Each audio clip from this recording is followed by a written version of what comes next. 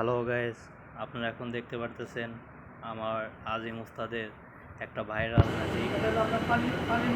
দেখেন কীভাবে সে বোতল থেকে পানি কাগজের ভিতরে আবার সেই পানি খায়। পানি খাওয়ার আমি একটা বোতল দেওয়ার পরে আমি ভাব এটা মোড়াইতে আবার মোড়া ঠিক এখন আবার দেখেন আমি আবার নামানোর পরে যখন আমি একটা পানি দিব পানি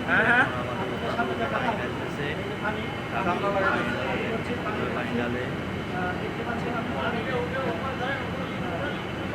পানিটা ঢালা পরে এখন আর পানিটা কি ভুল করে ফেলেছি।